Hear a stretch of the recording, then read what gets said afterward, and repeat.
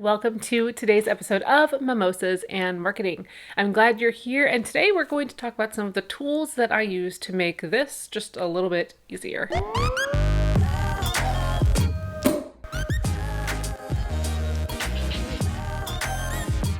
Thank you so much for being here. I'm glad that you're here, and I want to remind you and ask you, please, if you have not already, make sure you give this video a thumbs up and click subscribe so that you make sure that you don't miss a moment of what we're sharing here.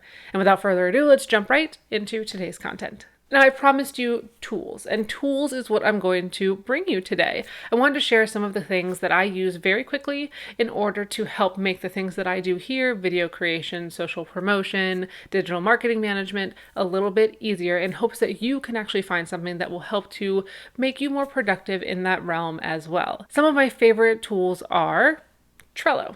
Trello is something that I use very often to keep track of everything that I am doing. If it's a project, if it's a video series, if it is a sponsorship, if it is something that needs to be handled and I need to collaborate with others, Trello is a great place for that. I can upload documents, I can use photos, I can utilize it with clients in order to plan content and have them collaborate with me and make sure that everything is approved. I have so many Trello boards. I'm not going to show them all to you because that would just severely overwhelm you. But know that Trello actually has a free version as well as a paid version, Trello Gold, that allows you a little bit more connectivity and a few more customization options, as well as an unlimited amount of boards, at least at this point. I know they're talking about changing it, but we'll see how that goes.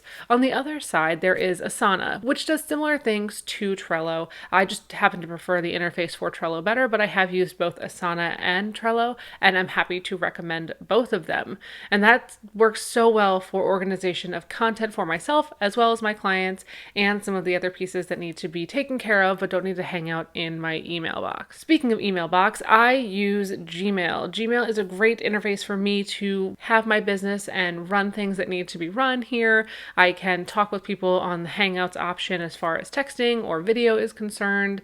I can schedule things directly to my Google Calendar, which is clutch when it comes to keeping our family, my business, and other things in motion and needing to schedule stuff. So making sure that I use Google Calendar proficiently and consistently is key to keeping all things running smoothly. So that goes hand in hand with my Gmail mailbox. But that's not to say that you might prefer Outlook or Hotmail or something of that sort that you prefer because you like that interface better. Just make sure you're using one email.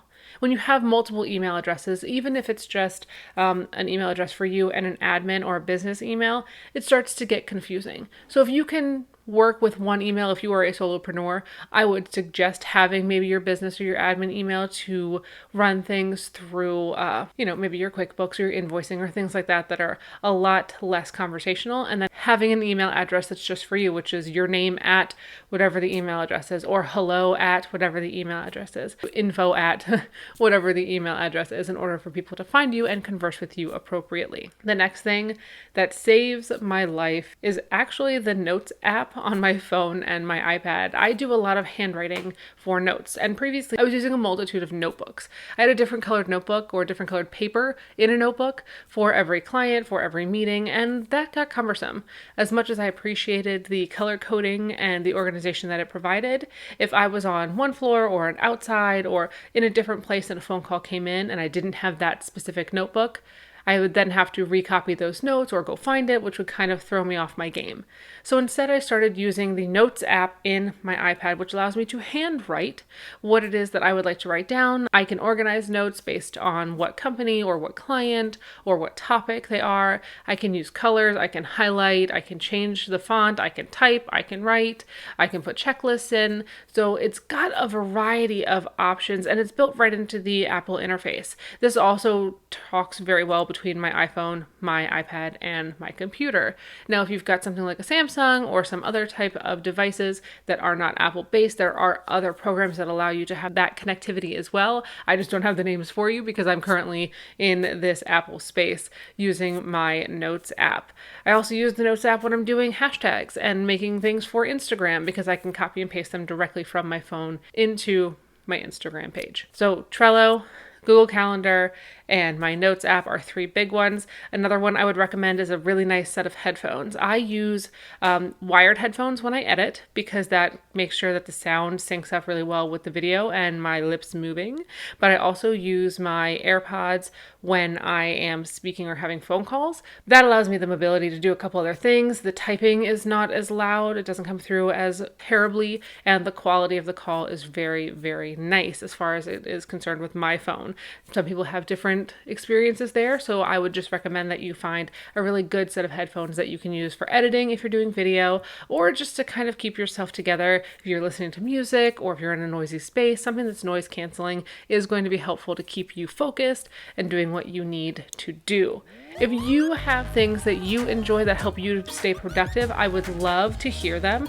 In another video, I am going to go over some of the social media specific platforms that I use for scheduling or not scheduling or creation. If you want to see that sooner rather than later, make sure you comment down below so I know to kind of bump that up on my schedule. And if you have not already, please give this video a like and go ahead and subscribe so you don't miss a thing. Thank you so much for being here. I do appreciate that you give it your time and your attention and your energy here as we make things every week. And I will see you next Monday for the next episode of Mimosas and Marketing. Cheers.